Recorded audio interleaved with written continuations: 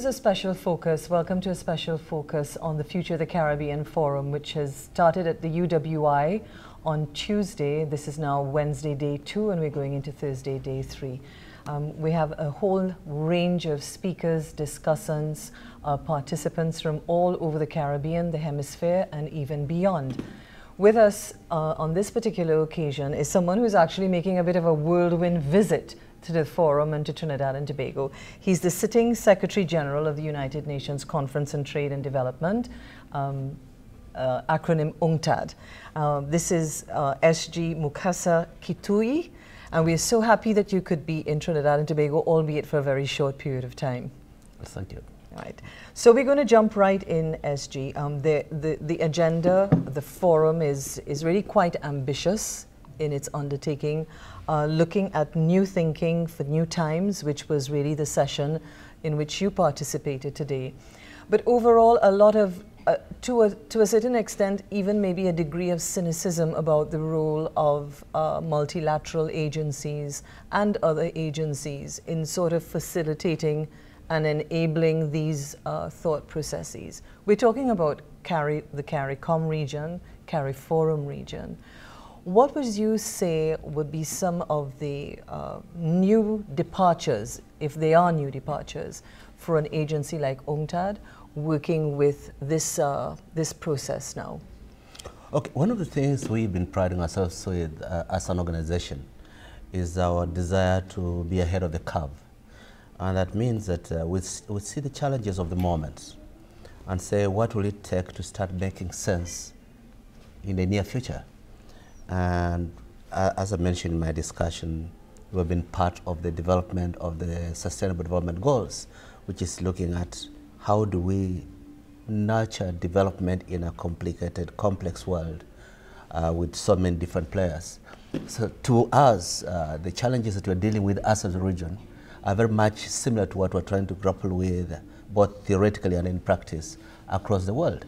And secondly, because we're involved in discourses of a similar nature in different parts of the world, we think it's a learning process for us, and it's a learning process for our audiences to share best practices, thought processes elsewhere, and possible solutions that are working for others, as well as enriching the very localized challenges and discussions that are going on here.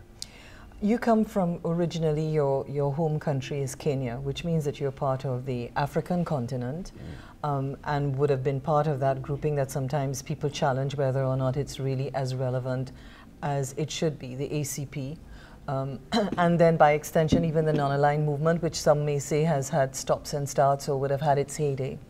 Now we're moving into a new dispensation where your particular role is in the UN system would be focused on trade and development. And talking about maybe a more human face of trade and development and simply not economic speak. How is UNCTAD addressing that? And I'll come right back into what Minister Dukaran and his team have been trying or set out to achieve with this, this forum on the future of the Caribbean. For developing countries, there are two different, as it were, bullets that we bring to the table. One is that recent experience has shown us very well that growth without jobs is not a viable way to stabilize a democracy. And that means that we're interested in holistic approaches that look at economic growth and deepening social engagement, as it were, enhancing organic linkage between the traded sectors and the sectors which are domiciled to the largest populations. So that is one. The second thing that we bring to these discussions is the following, that we have looked at models that have worked. And we're saying, how can you modify, how can you learn from this experience? For example, we talk about regional integration here. We have looked very interestingly at the Greater South Mekong Development Subregion, which is a region of Southeast Asia, which combines China, Thailand, Myanmar, Cambodia, and Laos. Now, 2-3 things are very interesting about that region. One, that the region saw the importance of an integrative infrastructure. 2, the region saw the need of a shared investment climate for the whole area. And 3, the region leveraged national and international infrastructure financing institutions as a way of backing up political statement, political intent with action. The consequence is a massively integrative enterprise where the growth in China easily spills over to these other areas. Now, we bring this to the discourse here. What is developmental regionalism? What does it take to leverage the strengths of the individual Caribbean islands to the collective good? And that enriches the discussion that goes on here. That's one level. The second level is that we as an institution are committed long-term to the developing state.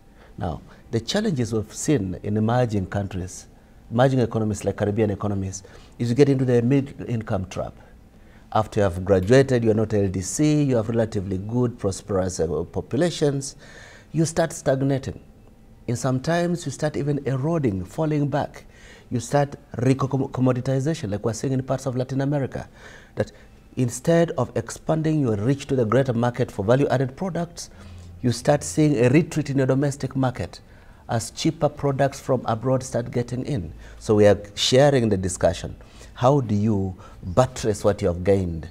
How do you build a momentum, forever improving qualitative transformation, the productivity of labor, and great absorption of innovative technology? This is a discourse where we have a contribution to the narrative. The challenge of overbearing power of powerful regional agreements. How do we protect the multilateral process? And that is basically going against the wishes of the big players. We don't win too many friends by that position, but as a person coming out of a developing country, seeing that sometimes a blind embrace of the narrative from Washington has not helped our people, a very high fidelity to the independent thinking of what is the core interest of the developing world. Okay, so we talk a little broadly about some of those, if you will, the philosophical bent, certainly in you sitting in the chair as the SG of UNCTAD. Zeroing now on your participation and even maybe some thoughts about the quest of, or the goals, and some may even say lofty, goals of this Future on the Caribbean Forum. While you may not be a Caribbean person per se, you have been with us in the past days, certainly for the last session, and so you would have had an opportunity to even gauge some of the responses, as much as they have been from the gut or what have you, or contributions from the flow. What are some of the things just in that session and what you have interfaced with today that jump out at you that may even feed into maybe the way you may tinker or may want to tinker with, if at all, in sort of continuing to deal with Trinidad and Tobago, the Caribbean, CARICOM, CARIFORUM. All right. Historically, you know, from my youth, I saw Caribbean as the land of the spirit of reggae. And the protest movement. And don't forget Calypso and Steel Band. Absolutely, and Calypso. But you know, when I listen in, there is something that is reinforced here, that public discourse is very adversarial. That you are not saying, can we build on this? And what are the weaknesses we can strengthen on this? It's much more binary. Are you for this or the other? Can the older people here come and queue here to ask us questions, or we younger persons are up there answering them? You know, this kind of thing. I think the phenomenon that we have to look at is this. We can lose the plot through the competition of what we want to say. The world is becoming more and more complex. Global reality impacts directly on the Caribbean, but the world does not owe the Caribbean a living. The Caribbeans must know that either they are competitive, they have something to sell competitively in the global economy, or they are consumers of other people's merchandise. And increasingly, the policy space you enjoy is eroded, the social livelihoods are depleted, and the notion of an emerging and prosperous Caribbean becomes terribly questioned if the thought leaders, the political intelligentsia, and entrepreneurs are not able to see that beyond the competitive speeches and narratives, there is a collective responsibility to find a way of, one, making Made in the Caribbean competitive internationally, two, investing and trusting in entrepreneurs and youth, as the engines of connecting today and a prosperous future. I wanted to really take you up on that in the little time that we have, and that has to do with the notions of where we are competitive, and you've alluded to that in this last statement, talking about youth and entrepreneurship in particular, and they're not necessarily the same. How does a big, sometimes unwieldy kind of institution like UNCTAD treat with, through its membership, which are governments of the world in the UN system, treat with the notion of, and in the context of the Caribbean, micro and small enterprises? Because even the definition of SMEs has to be very different for our region. All right. Based on first of all, we are not a very large organization, and we're not unwieldy. Yeah. And secondly, we are one of those organizations that target some of our activities directly to micro level. Now, I'll just give you an example of how we can work with a small group or entrepreneurs. We have a program called Empratech, which is a dedicated program on how do we strengthen the role of small and medium enterprises in global value chains. We've been working with other UN agencies in places like Laos and Tanzania on how do we help entrepreneurs link to local enterprises. For example, working with vegetable growers in Tanzania, creating a narrative between them and five-star hotel, tourist hotels, until they get into contracts. We get to be the guarantors that they will scale up production and quality control, and they satisfy a product that otherwise was being imported from neighboring Kenya. But second, and perhaps even more important, I lead an organization which has been supporting the development of youth-targeted knowledge economy. And what have we found? Mobile apps development, for example, is not only a very, very easy niche for younger persons to get into, but it is the most important route towards digital inclusion. Many people don't know that one of the things celebrated about Kenya's technology is that we in Kenya invented mobile money, the M-Pesa system, which has created now a Kenyan mobile service provider, Safaricom, to be a $7.4 billion US dollar enterprise. M-Pesa was invented by an undergraduate student at Nairobi University.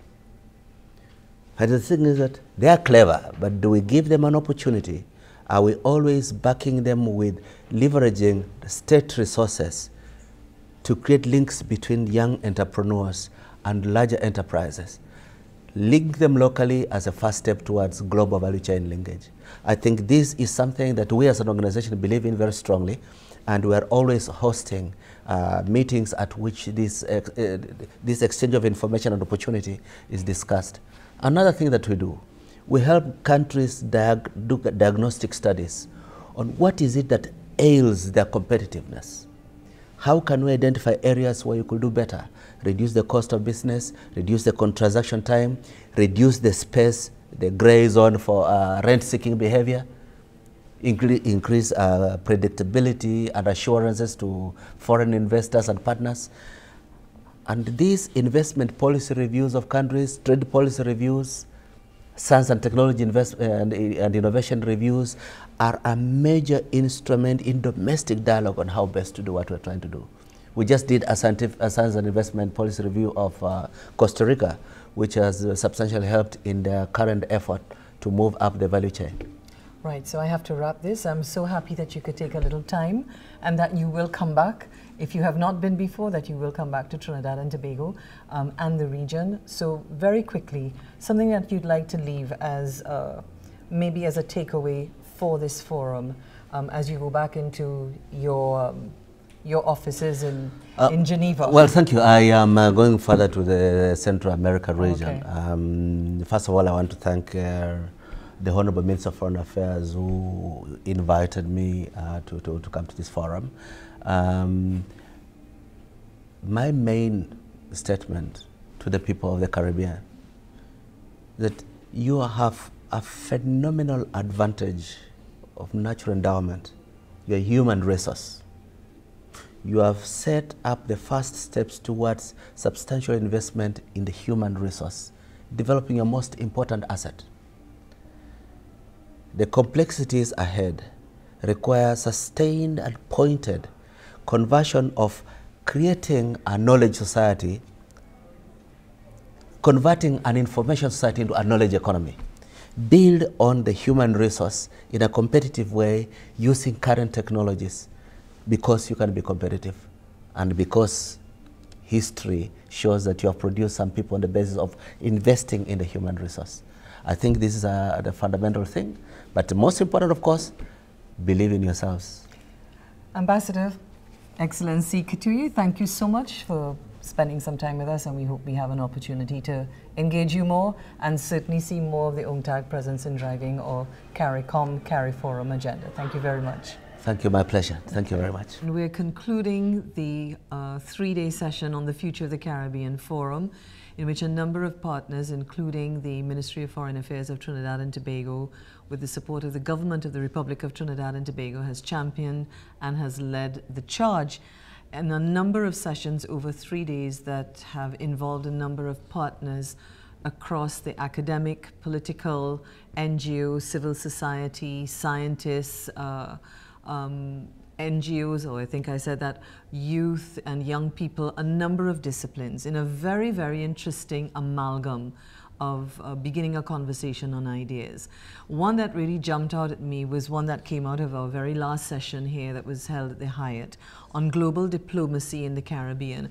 And when one thinks about global diplomacy, one thinks maybe about men and women looking very officious and knocking cocktail glasses and very highfalutin language and nice lives and jet setting. But with us is a very special lady, Dr. Camille Wardrop-Allain, who is Trinidadian born. She's been featured a lot in the newspapers and the media here over the last couple of years. She's an aerospace engineer with NASA, the National Aeronautics and Space Administration, United States. And I'm just really so happy that you agreed after all of this to say you'll spend a little time with us. I appreciate you asking me. Thank you so much. Well, it's really our pleasure. And I want to jump right in, because what I was saying to you is that what I thought interesting today about, you know, sort of merging this concept of space. You talked about the economics of new space diplomacy. That must have been something, you know, you say go out of the box, that must have been coming right back into the box. Could you kind of expand on it? Yes. So what we don't realize, especially in this region, is that space technology development is critical to sustainable development. It is the foundation of science. Science and technology is its foundation. And so developing countries and other parts of the world have recognized the economic value of investing in space technology because technological and social development go hand in hand. And so they're following suit with developed countries. It's a domain that was exclusive to developed countries, and now developing countries are recognizing that there's a great value in the investment of science and technology and space. Well, I was biting at the bit, but of course I had a different function in the session. When you talked about, when you were sort of mapping and making it very real, because when we think about space, we begin to think about the fact that we may be regions, or we may be a region that's not rich enough in economic terms, and possibly even in the technical spheres, to have a conversation in that space. You've advanced a different perspective. Yeah. Let's talk about that. So when people in the developing world think about space exploration, they think about sending humans to space. That's what they see NASA doing. Or they think about probes going to Pluto and Jupiter and Saturn and Mercury, right? Or they think of space telescopes like the Hubble Space Telescope looking into the universe and answering those questions of the origins of the universe. And of course, when you think of all the problems that we have, the challenges that we have in the developing world, you will think, well, why would we even think about space exploration? When we have a flood around the corner. When we have a flood and we have people dying and all these challenges, and that it's so cost prohibitive. But in fact, part of space is looking back at our Earth and using the vantage point of space to look back and use technology from that